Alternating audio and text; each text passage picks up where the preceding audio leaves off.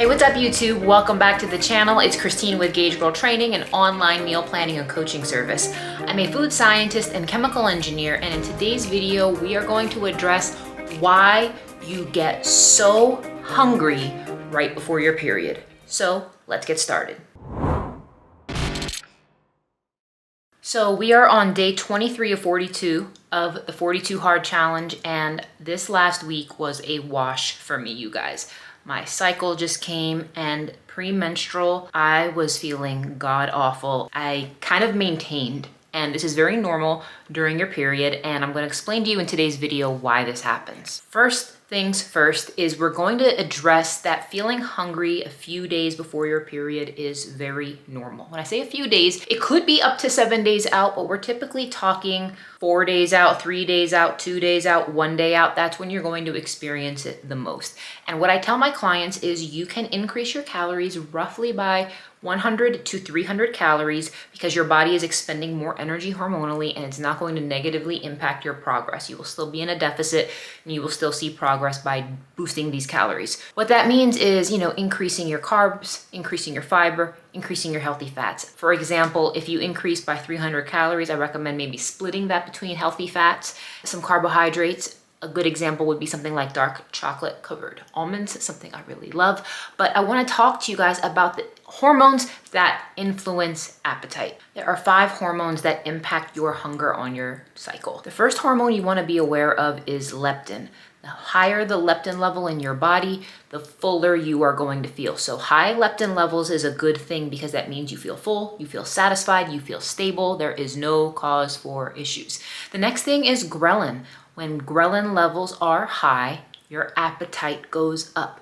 And appetite is also impacted by insulin, cortisol, as well as the sex hormones. The number one thing you all need to know regarding ghrelin is that it is directly impacted by sleep. And many of you guys may not know this, but when your sleep is trash, your ghrelin levels are going to go up, which means your appetite is going to go up. And especially if the second half of your cycle, if you are not getting proper sleep, your cravings are going to be elevated. And that was something that happened to me. I was not getting enough sleep. I had a lot going on. One thing you can do to help regulate and monitor your sleep is you can start with magnesium glycinate supplementation.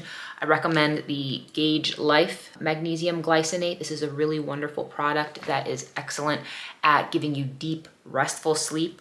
I forgot to take it for a few nights, but once I started taking it, I was out and I was actually feeling a lot better, as it does help to regulate your sleep, which in turn regulates your appetite. Another reason that's responsible for these cravings right before your period is the fact that you are in a low mood, and the body is actually naturally craving more foods to get that dopamine boost to help regulate and stabilize your mood, which is really, really crazy. You also want to remember that low estrogen levels before menstruation can actually raise the level of ghrelin, again, the hunger hormone, that lowers your mood. So what do we do about all of this?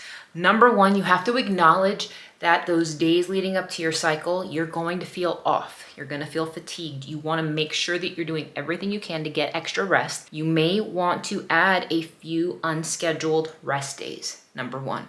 Next thing, you want to be drinking plenty of water. You want to be drinking green tea. That's going to be very soothing and very therapeutic to the body due to the content of EGCG, which is going to be very, very helpful. The next thing you want to do is raise and elevate your magnesium intake by including dark chocolate. That is going to be fantastic. Obviously, I did recommend the magnesium supplement, but taking the dark chocolate is going to be very helpful. Making sure you're getting enough fiber, you guys. I will go as far as eating a little side salad with my breakfast, with my lunch, and my dinner with apple cider vinegar on it, just to really help to keep my fiber levels up and to keep my stomach volume really high, so that way I am less likely to overindulge. The next thing you want to do is you want to try to avoid utilizing alcohol to regulate your mood. I know it can be very tempting to want a glass of wine to unwind, to want to have a cocktail and to do all those types of things, but you're only going to make matters worse in the end. I do encourage you guys to find something relaxing to do, something meditative. That could be reading, that could be journaling, that could be stretching, that could be yoga, that could could be prayer, it could be singing, it could be music, it could be going for a walk. But guys, you really need to be conscious about your choices. One thing I always like to do is, whenever possible, is try to get to bed earlier, as that's going to definitely help you navigate the situation so much better. The next thing you need to be aware of is your serotonin levels. So most women with really strong PMS cravings experience a big decline in your serotonin levels. This will trigger your cravings for carbohydrates. The body utilizes carbs to make serotonin.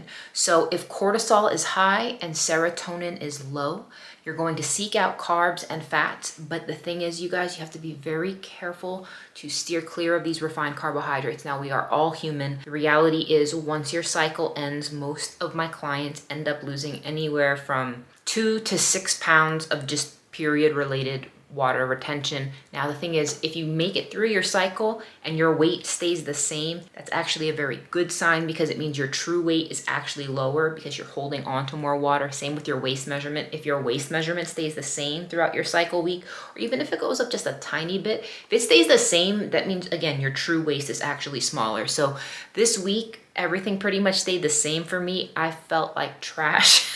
But with that being said, I'm looking forward to a better week ahead to finish this challenge strong. And for those of you guys who do want to join the next 42 Hard Challenge with coaching, we are offering one more round this summer only. This is going to be the last 42 Hard Challenge of the year. So if anybody wants to join that, you guys can click the link in the description box or the link in the comment section to learn more about how to get in on that challenge. Thank you guys for watching, and I will see you on the next one.